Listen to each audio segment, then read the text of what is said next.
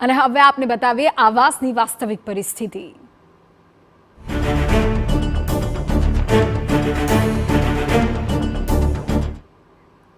ગતિશીલ ગુજરાતના દાવાઓ થાય છે, પણ અહીં વિકાસની ગતિ એવી છે કે અહીં મકાનો જેટલી ઝડપથી બને છે તેનાથી પણ વધારે ઝડપથી તેને તોડવા પડે છે।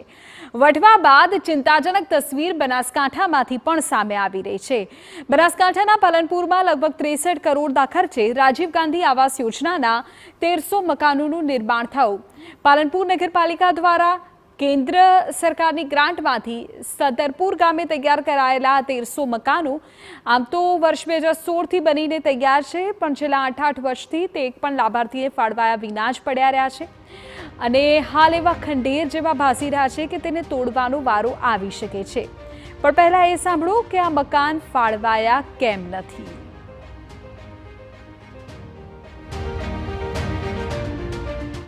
વર્ષ 2016 એટલે કે 7 વર્ષ પહેલાં કેન્દ્ર સરકારની ગ્રાન્ટમાંથી પાલનપુર નગરપાલિકાએ 1392 રાજીવ આવાસ ઊભા કરી દીધા અને એ પણ પાલનપુર તાલુકાના સદરપુર ગ્રામ પંચાયતની હદમાંથી કે જે જગ્યા છે એ પાણી પુરવઠા વિભાગની હતી। શહેરી વિસ્તારોના લોકોને ઘરનું ઘર મળી રહે એ હેતુથી શહેરી વિસ્તારમાં એટલે કે પાલનપુરના હરિપુરા વિસ્તારમાં આ રાજીવ આવાસ યોજના મંજૂર થઈ હતી, પરંતુ પાલનપુર નગરપાલિકાના જે તે સમયના સત્તાધીશોએ કોઈપણ પ્રકારની મંજૂરી કર્યા વગર અથવા તો જમીનનો હેતુ ફેર કર્યા વગર જે શહેરી વિસ્તારની યોજના હતી એ ગ્રામ્ય વિસ્તારમાં બનાવી દીધી અને એ પણ ગેરકાયદેસર। એટલે કે જે જગ્યા હરિપુરામાં મંજૂર થઈ હતી એ જગ્યા કહેવાય છે કે બિલ્ડરોને ફાળવી દીધી અને અહીંયા જે આવાસ છે એ અત્યારે ખંડેર હાલતમાં ઊભા છે। શહેરી વિસ્તારના લાભાર્થીઓ માટેની આ યોજના હરિપુરા વિસ્તારમાં બનાવવાની હતી, પરંતુ તેને સદરપુર ગામમાં એટલે કે ગ્રામ્ય વિસ્તારમાં બનાવી દેવાય। હવે તમે જ વિચાર કરો કે શું શહેરમાં વસેલા લાભાર્થીઓ તેમનું બધું છોડી નહીં આવવાના? આક્ષેપો ઉઠી રહ્યા છે કે જે જગ્યાએ શહેરી લાભાર્થીઓના આવાસ બનાવવાના હતા તે મોટા બિલ્ડરોને ફાળવી દેવાય છે અને હાલ ત્યાં લક્ઝુરિયસ ફ્લેટ્સ ખડકી દેવાયા છે, જ્યારે આ ખંડેરમાં ગોરખ ધંધા ચાલી રહ્યા છે।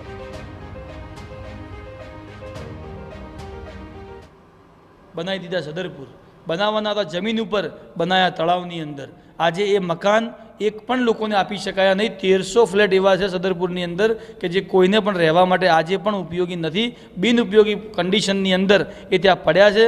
લોકો એનો ઉપયોગ દારૂ પીવાથી માંડીને એક ઓઠાની જગ્યા હોય એ રીતે જે ખરાબ કામ થઈ શકે એને કરવા માટે કરી રહ્યા છે। આ જગ્યા વિવાદવાળી હોવાના કારણે અહીંયા આગળ ગંદકીવાળું પાણી ત્યાં આગળ જતું હોવાથી કોઈ લાભાર્થીઓ આ જગ્યાનો ઉપયોગ કરી શકે એમ નથી। તે સરકાર નગરપાલિકા સારી રીતે જાણે છે, એમ છતાં બી આવાસો ઊભા કરી અને ક્યાંક ને ક્યાંક લોકોના પૈસાનો દુરુપયોગ થયો છે। જે જગ્યા પર આવાસો બન્યા છે તે જગ્યા પાણી પુરવઠા અને ગટર વ્યવસ્થા બોર્ડની છે કે જ્યાં પાલનપુર શહેરના ગંદા પાણીના નિકાલની યોજના ચાલી રહી છે।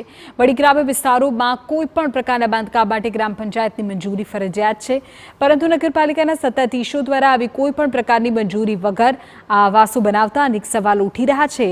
બીજી તરફ પાલિકાના સત્તાધીશોનો દાવો છે કે હાલ જમીનના હેતુફેરની દરખાસ્ત મૂકેલી છે અને એટલે જ આવાસ ફાળવાયા નથી। જગ્યા વર્ષો અગાઉ ગટર વ્યવસ્થા પાણી પુરવઠા માટે નિયમ કરવામાં આવી હતી।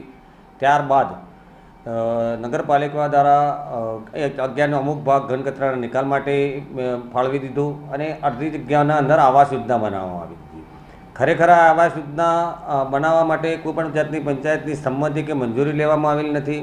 અગાઉ પણ જ્યારે આ યોજના બનતી હતી ત્યારથી આ જે કહેવાય ને હેતુફેર માટેની ફાઇલ ચાલુ છે અને હવે મને લાગે કે છેલ્લા તબક્કામાં છે।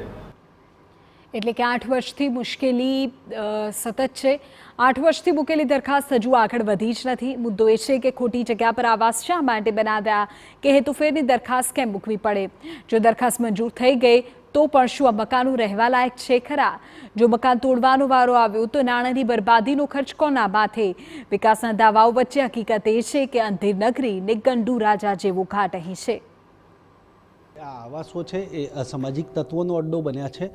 દારૂ જુગાર ઉપરાંતની જે બદીઓ છે એ અહીં દોડે દિવસે ચાલે છે અને જે પ્રકારે અહીંયા આવાસની વાત કરીએ તો સદરપુર ગ્રામ પંચાયતનું કહેવું છે કે આ આવાસો છે એ ગ્રામ પંચાયતની કોઈ પણ પ્રકારની મંજૂરી લીધી નથી.